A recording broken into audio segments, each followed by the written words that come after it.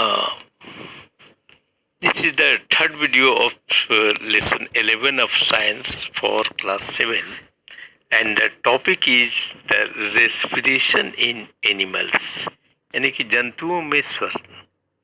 Different animals have different ways in which the exchange of oxygen and carbon dioxide occurs in their bodies. अलग अलग जंतुओं में उनके शरीर के अंदर ऑक्सीजन और कार्बन डाइऑक्साइड के आदान प्रदान के तरीके अलग अलग हैं. Some of these ways are discussed below. You can see the figure number 11.5 also. इनके कुछ तरीकों की नीचे चर्चा की गई है और आप फिगर जो 11.5 में दिए गए हैं आपके बुक में, उसमें एनिमल्स के फिगर भी दिए गए हैं और रेस्पिरेशन के लिए जो ऑर्गन है वो भी पॉइंट आउट किए गए हैं लेबलिंग करके. आप उसको भी देखेंगे. First point is respiration through cell membrane और स्किन्स. कोशिका झिल्ली या त्वचा के द्वारा श्वसन. In unicellular organisms such as amoeba and paramecium, exchange of gases takes place by diffusion through the cell membrane. एक कोशिकीय जीवों जैसा कि अमीबा और पारामीशियम में गैसों का आदान प्रदान कोशिका झिल्ली से होकर डिफ्यूजन के द्वारा होता है.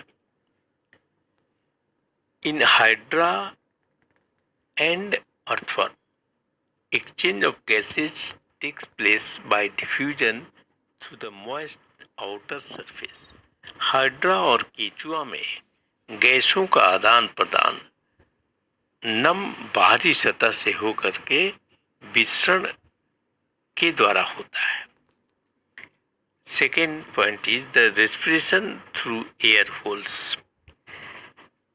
ये वायु छिद्र के द्वारा श्वसन. Insects such as cockroaches, grasshoppers, etc. have openings called spiracles on their bodies. तेलचट्टों, टिड्डी जैसे कीड़ों में शरीर के ऊपर छिद्र होते हैं जिसे स्पाइरेकल्स कहे जाते हैं. इन छिद्र air enters through these openings and reaches all parts of the body through respiratory tubes called trachea and their branches called bronchioles. वायु इन छिद्रों से होकर के प्रवेश करती है और श्वसन नली जो ट्रैकिया कहलाती है और उनकी शाखाएं जो ट्रैक्यूल्स कहलाती हैं से होकर के शरीर के सभी अंगों में पहुंचती है. रेस्पिरेशन थ्रू गिल्स, गलफड़ों से के द्वारा श्वसन. Fishes use gills for exchange of gases. मछलियां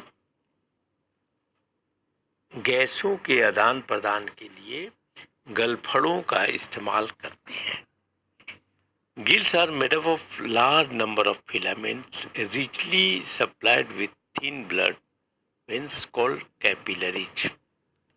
ये गिल्स जो हैं बड़ी संख्या में फिलामेंट्स से बने होते हैं जिनमें आप काफ़ी पतली रक्त की आपूर्ति होती रहती है. ये जिन्हें कैपिलरीज कहते हैं, रक्त केशिकाएं कहते हैं. As water enters through the mouth it flows over the gills.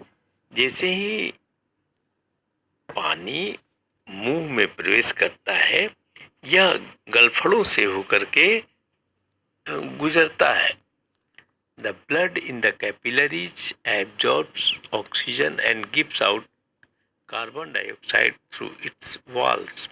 रक्त इन कोशिकाओं में मौजूद रक्त ऑक्सीजन को अवशोषित कर लेता है और ब्लड में मौजूद कार्बन डाइऑक्साइड को इसकी कोशिकाओं की दीवारों से होकर के बाहर निकाल देता है।